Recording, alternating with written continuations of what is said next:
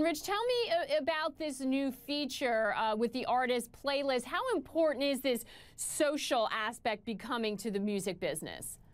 Hey Maggie, last week's launch is a really important development for Shazam. For the first time, our hundreds of millions of users around the world can follow artists and see what those artists are Shazamming. And we've found that artists are truly the biggest fans and discover all kinds of amazing music and now have a way to share that with their fans.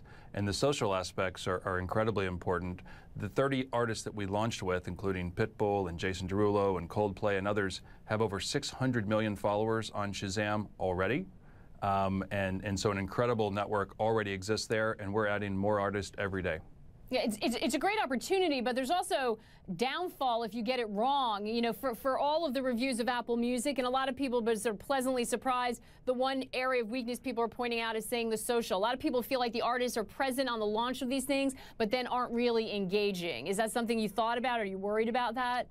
Well, we think a lot about that. The good news for Shazam is that artists are truly music fans, and most of them really use Shazam already. And now we've made it where it's incredibly easy for them to share what they're discovering through Shazam with their fans.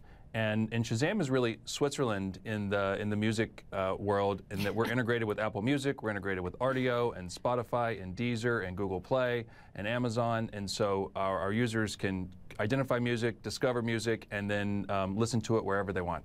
I like that you say you're Switzerland, and I will agree with that because you're also expensive in some people's mind. You've got this billion-dollar valuation. Which road would you prefer Shazam head down? A lot of people are wondering if you're going to be acquired, if you're going to IPO and try to remain standalone. How do you see this playing out? And talk to me about time frame.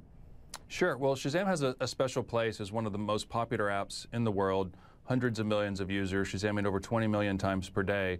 And we're building to have a standalone company. And we have multiple revenue streams. Advertising is now our largest revenue stream, so more users spending more time, and a lot of dollars are flowing to mobile advertising, and we're an entirely mobile experience. And so we're building to be a standalone company, but of course there are several companies where a partnership or acquisition could make sense, and you know, we'll be open-minded about that as we go forward.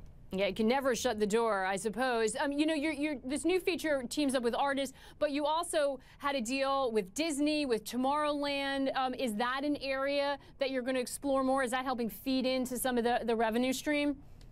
Absolutely. So Shazam uniquely connects the real world to people's smart devices, and we do that tens of millions of times a day.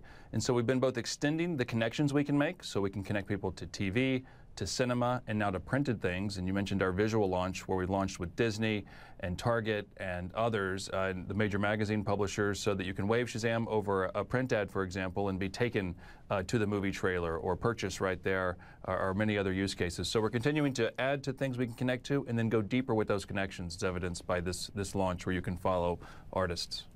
Yeah. You know, Rich, I know people will continue to worry about that valuation, but my anecdotal story is that my kids use it as a verb. So you always know that you're on the right track when Shazamming something has gone into their everyday dialogue. Always great to catch up with you. Rich Riley, thank you so much for being with us. Come back again soon.